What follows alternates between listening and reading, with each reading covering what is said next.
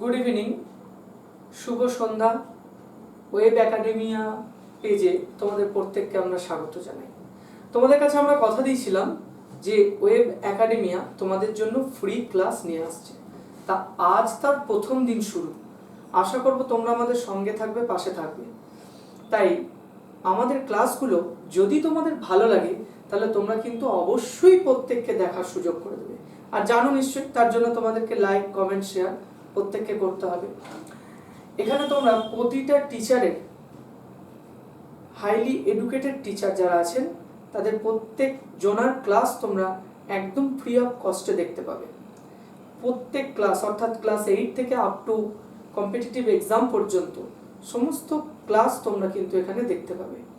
আমাদের এই এত সুন্দর যে পরিচালনা যিনি করছেন বা মুখ্য উপদেষ্টা আমরা যাকে বলতে পারি, তিনি পার্থপ্রতিম দেবনাথ মহাশয়, বর্ধমান বিদ্যার্থী ভবন হাই স্কুলের ইংরেজির শিক্ষক। তিনি এত সুন্দর উপস্থাপনাটা করার উদ্যোগ নিয়েছেন এবং তোমাদের ঘরে ঘরে, প্রত্যেকের ঘরে ঘরে ফ্রি অফ কস্টে ক্লাস পৌঁছে দেওয়ার জন্য তিনি যথাসম্ভব চেষ্টা করছেন। অনেক দুস্থ ছাত্রছাত্রী যারা টিচার নিতে পারেন না, প্রচণ্ড ফিজের জন্য, বেশি ফিজের জন্য তারা নিতে পারছে না টিচার, তো সেই কারণের জন্য আমরা চেষ্টা করছি প্রত্যেকের কাছে ফ্রি অফ কস্টে ক্লাসগুলোকে দেওয়ার। আজকে চলে যাব নবম শ্রেণীর অধ্যায়ে। তো আমাদের আজকে তোমরা দেখতেই পাচ্ছ আমার বোর্ডে যা লেখা আছে, তো তোমাদের ইতিহাস ক্লাস আজকে স্টার্ট হচ্ছে। ইতিহাস ক্লাসে প্রথম যে টপিক তোমাদের ক্লাস 9-এর, সেটা হচ্ছে দ্য ফ্রেঞ্চ রিভলিউশন অর্থাৎ ফরাসি বিপ্লব। তো ফরাসি বিপ্লব সম্পর্কে তোমরা নিশ্চয়ই জেনেছো, ফার্স্ট ইউনিটে তোমাদের হয়েওছে পরীক্ষা। এছাড়াও তোমাদের যখন ফাইনাল এক্সাম দিতে হবে তখন আবার ফ্রেঞ্চ রেভলিউশন পড়তে হবে গোটা বই। তাই আমি তোমাদের প্রথম অধ্যায়ের টপিকটা নিয়ে কিন্তু আজকে আলোচনা করব। আচ্ছা, ভালো করে একটা কথা চিন্তা করে দেখো তো, বিপ্লব, এই যে আমি লিখেছি কথাটা বিপ্লব, বিদ্রোহ আর অভ্যুত্থান, এই তিনটে জিনিস একটু একই রকম শুনতে না? বিপ্লবী বা কি, বিদ্রোহী বা কি, অভ্যুত্থানী বা কি, আমাদের কিন্তু এগুলো জেনে নিতে হবে। দেখো, বিপ্লব মানে কোনো কিছু আন্দোলন করা, আমরা সকলেই জানি। তা বলে কি সবসময় কি লাঠি ঠেঙা নিয়ে যুদ্ধ করা? তা কিন্তু নয়। আবার বিদ্রোহ মানেও তাই, আমরা প্রতিবাদ করছি, আন্দোলন করছি, বিদ্রোহ করছি। তা এই জিনিসগুলো অ্যাকচুয়াল মিনিং কি সেটা আমাদের কিন্তু জেনে নিতে হবে। দেখো, আমরা বলি কি যে বিপ্লব, বিপ্লব শব্দটাকে যদি আমরা ভাঙি তাহলে কি হয়? বি যুক্ত প্লব। বি মানে কি? বিশিষ্ট রূপ। আর প্লব মানে হচ্ছে যখন আমরা কোনো কিছু লাভ দিই বা ঝাঁপিয়ে পড়ি কোনো কিছুর মধ্যে। আর বিদ্রোহ কি? বি যুক্ত দ্রোহ। তাহলে বি মানে বিশিষ্ট রূপ, আর দ্রোহ মানে হিংসা করা, যখন বিশিষ্ট রূপে হিংসা করা হয়। আর অভ্যুত্থানটা কি? অভিযুক্ত উত্থান সমান হয় কি? অভ্যুত্থান। তাহলে এই অভ্যুত্থান আমাদের কখন হয় আমি একটু পরে বলছি তোমাদের। দেখো, তোমরা আগে ক্লাস 8-এ পড়ে এসছো সিপাহী বিদ্রোহ, মহাবিদ্রোহ। আচ্ছা, এই মহাবিদ্রোহকে আমরা মহাবিপ্লব কেন বলছি না? বা সিপাহী বিদ্রোহকে বিপ্লব কেন বলছি না? আবার এই যে ফ্রেঞ্চ রেভলিউশন, ফরাসি বিপ্লব, একে আমরা কেন ফরাসি বিদ্রোহ বলছি না? বলতেই তো পারি ফরাসি বিদ্রোহ বলি, কি বলছি না? সাঁওতাল বিদ্রোহ কেন সাঁওতাল বিপ্লব বলছি না? কোল বিদ্রোহ কেন কোল বিপ্লব বলছি না? নিশ্চয়ই পিছনে কারণ আছে। দেখো, বিপ্লব আমাদের তখনই হয় যখন সমগ্র মানে একটা কি বলবো, যে জাতির মানুষ অংশগ্রহণ করে, যখন লক্ষ্যটা সবার এক থাকে এবং একটা বিপুল সংখ্যক মানুষ ঝাঁপিয়ে পড়ে, সেক্ষেত্রে পরিবর্তন, আমূল পরিবর্তন ঘটে বিপ্লবের মাধ্যম দিয়ে। পরিবর্তন ঘটবে, চেঞ্জ একটু আসবেই বিপ্লবের মধ্যে। আর বিদ্রোহ, বিদ্রোহ একটা নির্দিষ্ট জনগোষ্ঠীর মানুষ করতে পারে, যেমন সাঁওতাল বিদ্রোহ সাঁওতালরা করেছিল, কোল বিদ্রোহ কোলরা করেছিল, সিপাহী বিদ্রোহ সিপাহীরা করেছিল। লক্ষ্য হয়তো স্বাধীনতা থাকতেই পারে, কিন্তু একটা নির্দিষ্ট প্রজাতি বা নির্দিষ্ট উপজাতি বা জনগোষ্ঠীর মানুষ কিন্তু করছে। আর বিপ্লব, ফ্রেঞ্চ রেভলিউশন, ফরাসি বিপ্লব, গোটা ইউরোপ মহাদেশের মানুষ জড়িয়ে গিয়েছিল সেখানে। তো আজকে আমরা সেই ওয়ার্ল্ড হিস্ট্রি নিয়ে আলোচনা করব, যে ফ্রেঞ্চ রেভলিউশন বা ফরাসি বিপ্লব। আর অভ্যুত্থান, এই যে অভ্যুত্থান, অভিযুক্ত উত্থান, আমি আগেই বলে দিচ্ছি, অভ্যুত্থান থেকেই কিন্তু বিপ্লব বিদ্রোহের জন্ম হয়। তোমরা বলবে কি করেছে? দেখো তুমি একটা জায়গায় ধরো মাঠে খেলা করছো, হঠাৎ করে এসে তোমাকে মাঠের মালিক বললো আজ থেকে তোমাদের এখানে খেলা যাবে না, বল টলা সব কেড়ে নিল। তোমরা কি করবে? যারা মাঠে খেলছিলে তারা বিদ্রোহ করবে, তাই তো, বিপ্লব করবে। তাই এই বিপ্লবটা তোমাদের একদিনে হয়নি, দীর্ঘদিন মানুষের মনের মধ্যে একটা রাগ জমতে থাকছে, মালিকের প্রতি রাগ জন্মালো, আজ কিছু বললে না, কাল কিছু বললে না, পরশু কিছু বললে না, তারপর গিয়ে একটা ফাইটিং এর জায়গায় চলে এলে। তাহলে মানুষের মধ্যে যখন রাগটা জমা হতে থাকে, সেই জমা রাগ যখন ফায়ারের মতো একদম বেরিয়ে আসে, তখন বিপ্লব ঘটে, তখন বিদ্রোহ ঘটে। তাহলে এই যে রাগ জমছে, এই রাগ জমাটাকেই আমরা বলি অভ্যুত্থান। তো আমরা এরপরে ঢুকে যাই মেন টপিকে, ফরাসি বিপ্লব। তোমরা প্রত্যেকেই জানো 1789 খ্রিস্টাব্দে আমাদের ফরাসি বিপ্লব হয়েছিল, তাই তো, বাস্তিল দুর্গের পতনের মধ্য দিয়ে 14ই জুলাই। তাহলে এই যে ফরাসি বিপ্লব হলো, কেন হলো? ফরাসি আমরা কাদের বলি? দেখো ফ্রান্সের অধিবাসীদেরকে আমরা ফরাসি বলছি, যারা ফ্রান্সে বসবাস করে তাদেরকে আমরা ফরাসি বলছি।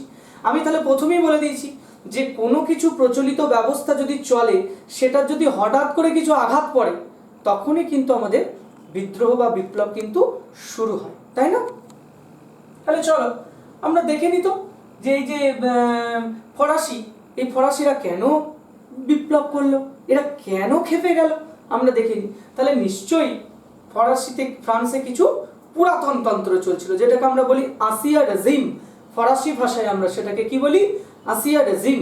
অর্থাৎ ফ্রান্সে কিছু পুরনো ব্যবস্থা চলছিল, যেই ব্যবস্থা গোটা ফ্রান্সের অধিবাসীদেরকে একটা বিদ্রোহের মুখে ঠেলে দেয়, মানে তাদের মনের মধ্যে একটা তিক্ততার জন্ম দিয়েছিল। তাই গোটা ইউরোপ মহাদেশে একটা বিরাট আকার ধারণ করেছিল ঠিক আমেরিকা স্বাধীনতা যুদ্ধের পর। বিশ্ব ইতিহাসকে নাড়িয়ে দিয়েছিল ফরাসি বিপ্লব। তাহলে পুরাতন তন্ত্র মানে সেই সময় সামন্ত প্রথা চলছিল, তারপরে হচ্ছে তোমার ক্যারোলিঞ্জিয় সাম্রাজ্য চলছিল, যার প্রধান ছিলেন হুগো ক্যাপেট।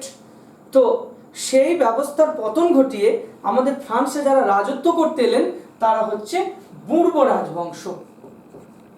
বুর্ব রাজবংশ, এই বুর্ব রাজবংশের রাজাদের কথা তোমরা নিশ্চয়ই পড়েছো। ত্রয়োদশ লুই, চতুর্দশ লুই, পঞ্চদশ লুই, ষোড়শ লুই। এই যে এদের লুই হচ্ছে একটা পদবী। তা এই লুইরা কিন্তু একের পর এক রাজত্ব করে গেছে এবং সীমাহীন অত্যাচার করে গেছে গোটা ফ্রান্সে অধিবাসীদের উপরে। সেগুলি আমরা দেখে নেবো, চলো। আচ্ছা, এই যে রেভলিউশন, বিপ্লব, ফরাসি বিপ্লব জানতে গেলে আমাকে আগে ফ্রান্সের সমাজ কাঠামো জেনে নিতে হবে। কেন? কারণ আমরা সমাজ নিয়ে আলোচনা করব, তাই আমাদের সমাজ কাঠামো জানতে হবে। দেখো আমরা যেমন আমাদের ভারতীয় সমাজ ব্যবস্থায় বা হিন্দু সমাজ ব্যবস্থায় ব্রাহ্মণ, ক্ষত্রিয়, বৈশ্য, শূদ্র, এই চারটি জাতিকে সমাজ কাঠামোর মধ্যে ফেলি, তেমন ফ্রান্সেও কিন্তু সমাজ কাঠামো ছিল।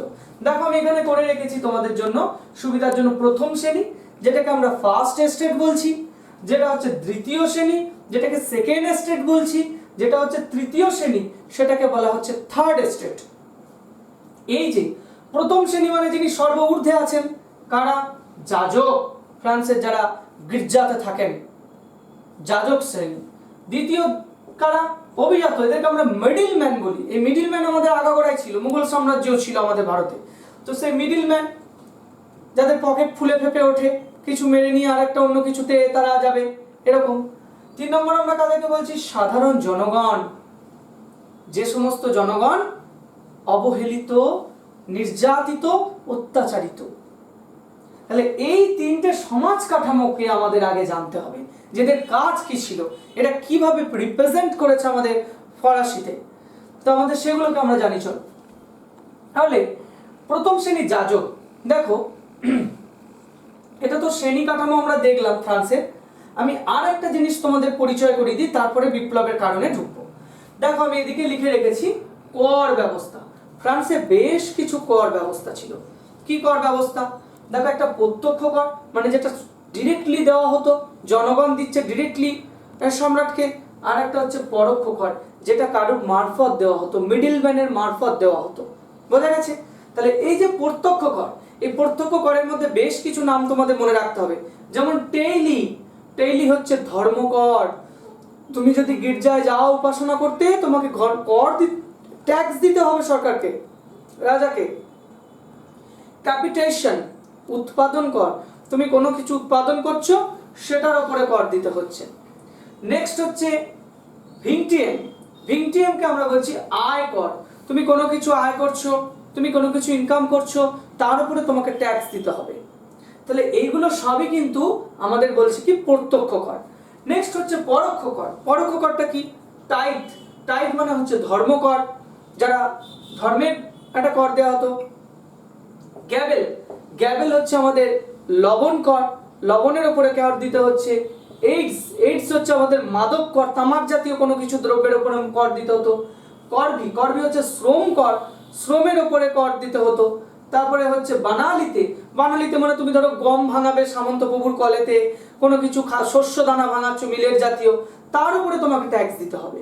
তাহলে এই ছিল ফ্রান্সের কর ব্যবস্থা। এই কর ব্যবস্থাকে ভালো করে আগে বুঝলে তবে আমরা কারণের মধ্যে ঢুকতে পারবো। আশা করছি তোমাদের এটা ক্লিয়ার হয়ে গেছে। তোমরা অবশ্যই খাতায় নোট করবে প্রত্যক্ষ কর পরোক্ষ কর কি। এরপরে দেখো, আমরা তাহলে সমাজ কাঠামো জানলাম, আমরা জানলাম কর ব্যবস্থা। এরপর নেক্সট হচ্ছে আমরা কারণে ঢুকবো। কেন ফ্রান্সের অধিবাসীরা এই বিদ্রোহ করলো, কেন ফ্রান্সের লোকেরা মানে খেপে গেল, আগুন জ্বলে উঠলো ফরাসি মহাদেশে, কেন সেটা চলো আমরা জেনে নিই। প্রথমে দেখো, যে কোনো বিদ্রোহের পিছনে আমাদের তিনটে কারণ থাকে, রাইট? একটা হচ্ছে সামাজিক, রাজনৈতিক মানে পলিটিক্যাল কারণ, আর আমাদের অর্থনৈতিক বা ইকোনমিক কারণ। তোমরা সোশ্যাল কারণটা ফার্স্ট জেনে নেবো। সামাজিক কারণ কি? দেখো, শ্রেণী বিভাগ তো আমি আগেই দেখেছি, ফ্রান্সের তিনটে শ্রেণী ছিল। একটা হচ্ছে যাজক শ্রেণী, যেটাকে আমরা সবার ঊর্ধ্বে বলি। 2 নম্বর হচ্ছে অভিজাত শ্রেণী, যারা হচ্ছে মানে মিডল ম্যান। 3 নম্বর হচ্ছে সাধারণ জনগণ, যারা খেটে খাওয়া মানুষ, তাদেরকে বলছি। এর মধ্যে কারিগর হতে পারে, বিজনেসম্যান হতে পারে, শ্রমিক হতে পারে, এরা হতে পারে, ব্যবসায়ী বললাম তোমাদের। তো আমরা প্রথমে দেখে নিই চলো সামাজিক। সামাজিক কারণের মধ্যে আমি শ্রেণী বিভাগ বলে দিয়েছি। এরা যাজকরা হচ্ছে ধর্মগুরু, মানে এরা মানে ধর্মের নামে ভণ্ডামি করতো আর কি, বোঝা গেছে? তো এরা কিন্তু কোনো রকম রাজাকে কর দেবে না, দেবে না, সম্রাটকে কর দেবে না। কারণ ধর্মগুরু তারা কি কর দেবে? তারা গির্জাতে আছে, চার্চে আছে, তারা কেন কর দেবে সম্রাটকে? এইরকম ব্যাপার ছিল। তো এরা আমাদের প্রথম শ্রেণীর মধ্যে অন্তর্ভুক্ত। তাই এদের কিন্তু তোমার সংখ্যা এরা কিন্তু কম ছিল, মানে ফ্রান্সের যা অধিবাসী সেই তুলনায় হচ্ছে আমাদের 0.5% মতো এরা কিন্তু সংখ্যায় ছিল। মানে আমরা বলতেই পারি এটা 0.5%, মানে খুবই কম, ওই 1,20,000 এরকম সামথিং ছিল জনগণ। কিন্তু প্রভাব প্রতিপত্তি কিন্তু খুব বেশি, কারণ এরা তো সমাজের ঊর্ধ্বে, যাজক শ্রেণী। তো এরা তো সরকার সম্রাটকে কর দেবে না, রাজাকে কর দেবে না, অথচ কিন্তু রাষ্ট্রের সমস্ত সুযোগ সুবিধা ভোগ করবে, সব খাবে, সব পড়বে, কিন্তু কর দেবে না। তারা এক ধরনের কর দিতে পারতো যদি তারা নিজেরা মনে করত, ইচ্ছে করত। সেটা কি বলতো? সেটা হচ্ছে কন্ট্রাক্ট অফ পয়সি নামে একটা কর ছিল, কন্ট্রাক্ট অফ পয়সি, যেটাকে আমরা স্বেচ্ছা কর বলি। তারা নিজেরা চাইলে স্বেচ্ছা কর হিসাবে দিতে পারতো, আদারওয়াইজ কিন্তু তারা কোনো কর দেবে না, মন হলে দেবে। নেক্সট হচ্ছে দ্বিতীয় শ্রেণী। এটা আমরা কাদেরকে বলি? এটা হচ্ছে অভিজাত শ্রেণী। তা এরা যা সংখ্যায় ছিল এদের থেকে একটু বেশি সংখ্যায়, ঠিক আছে? এরা ওই 2,80,000 এরকম সামথিং সংখ্যায় ছিল। তো এরা কিন্তু 20% জমি এদের দখলে ছিল, মানে ফ্রান্সের যা জমি ছিল তার 20% জমি কিন্তু এরা ভোগ করতো।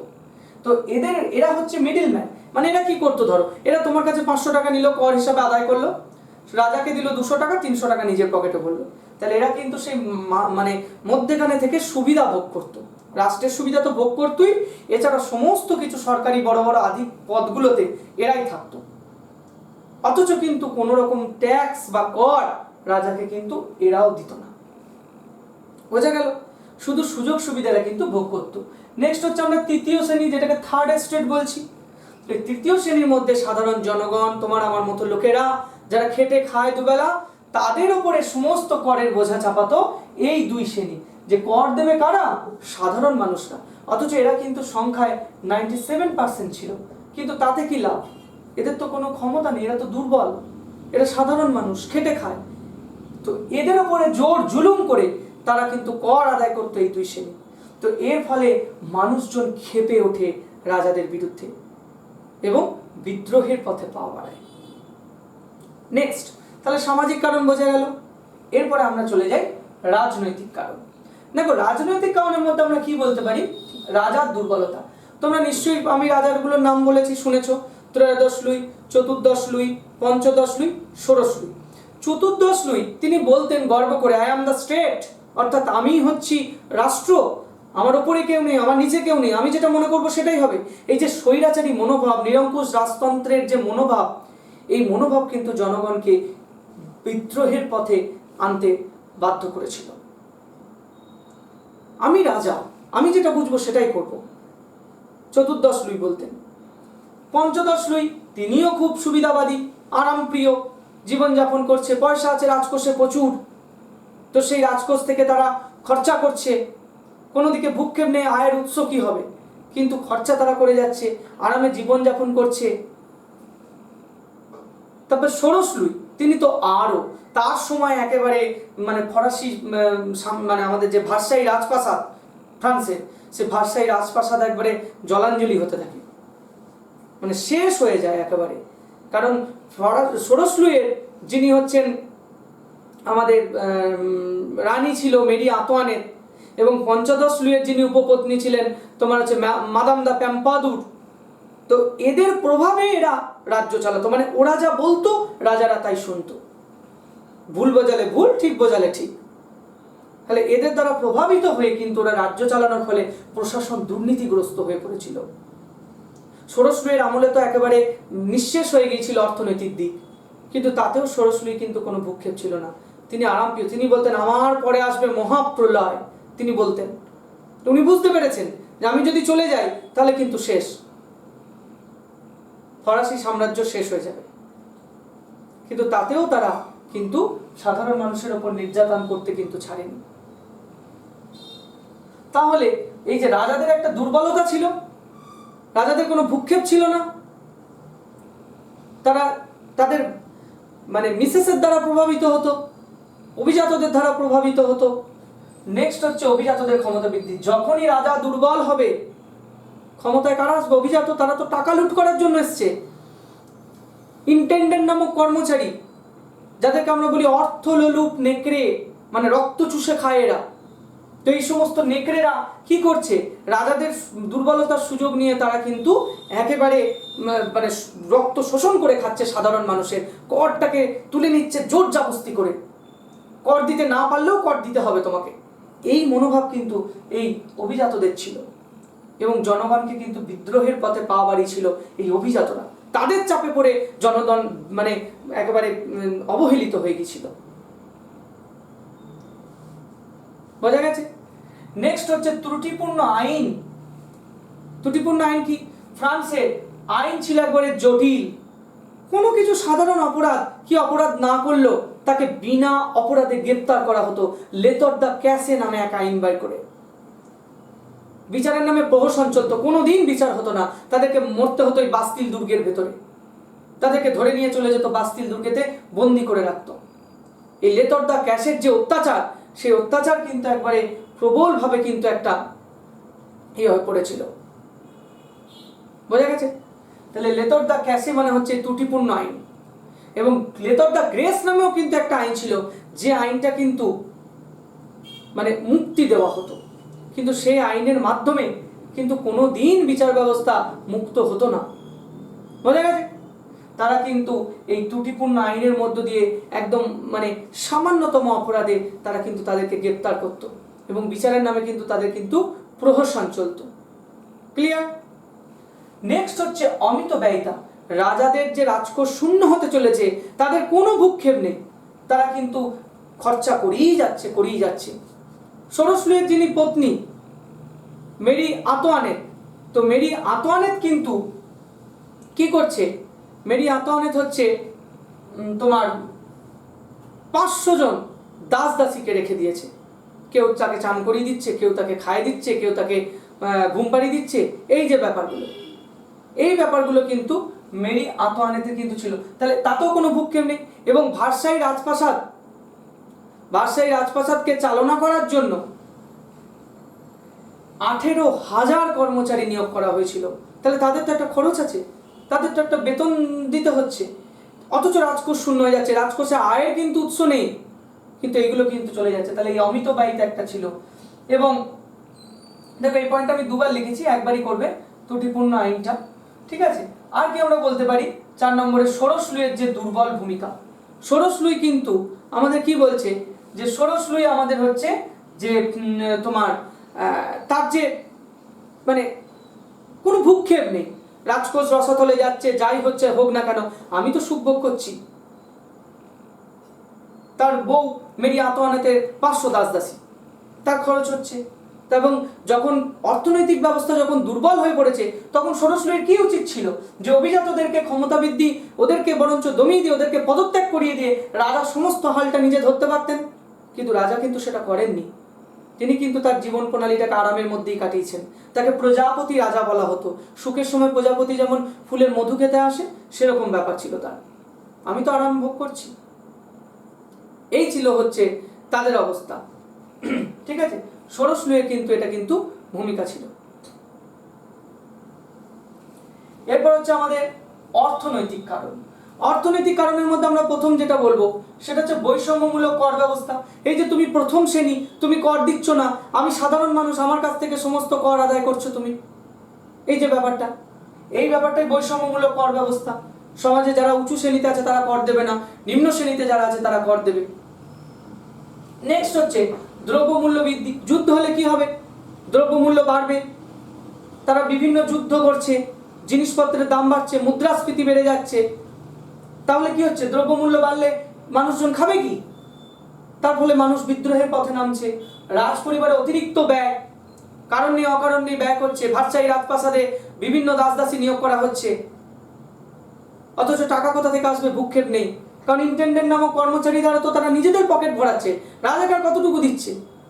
নেক্সট হচ্ছে যুদ্ধে অতিরিক্ত ব্যয়। এই যে বিভিন্ন যুদ্ধে জড়িয়ে পড়ছে, কোথাকার কি যুদ্ধ হচ্ছে, তারা যুদ্ধে যাচ্ছে, মানে অযথা যুদ্ধ করছে। যুদ্ধ হলে কি হবে, সামরিক খাতে ব্যয় হবে প্রচুর পরিমাণে, সৈন্যবাহিনীদের খাবার আছে, তাদের খরচ আছে, পোশাক পরিচ্ছদ আছে, সেগুলোতে ব্যয় হবে। কর আরোপের চেষ্টা, এবং এত কিছু মিটমাট করতে গিয়ে কাদের ওপর কর আরোপ করা হচ্ছে, সাধারণ জনগণ, যারা খেতে খায়, যাদের দেবার মতো কোনো ক্ষমতা নেই, এই সমস্ত জনগণ কিন্তু মানে তাদেরকে কিন্তু মানুষকে কিন্তু নাজেহাল করে তাদেরকে কিন্তু কর আরোপ করানো হচ্ছে। তাহলে মানুষ কি করবে, এত কিছু পরিপ্রেক্ষিতে তোমাদের কি বিবেচনা করা হয়? মানুষ বিদ্রোহের পথে পা বাড়াবে, মানুষ বিদ্রোহ করবে, মানুষ বিদ্রোহের পথে পা বাড়ালেই একটা পরিবর্তন ঘটবে।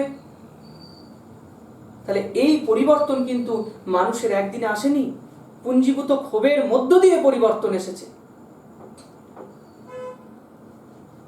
বোঝা গেছে? তাহলে এত কিছু কারণ আমি খুব সুন্দর করে তোমাদের ছকের মধ্যে দিয়ে বুঝিয়ে দিলাম। জাস্ট এই পয়েন্ট কটা তোমরা মনে রাখবে, এবং আমি যেটুকু বললাম সেটুকু তোমরা ব্যাখ্যা করবে, তাহলেই কিন্তু তোমাদের মনে থাকবে। আর কিচ্ছু করার কিন্তু কোনো প্রয়োজন কিন্তু নেই। বোঝা গেছে? তাহলে আজকের ক্লাসটা এই পর্যন্তই থাকলো।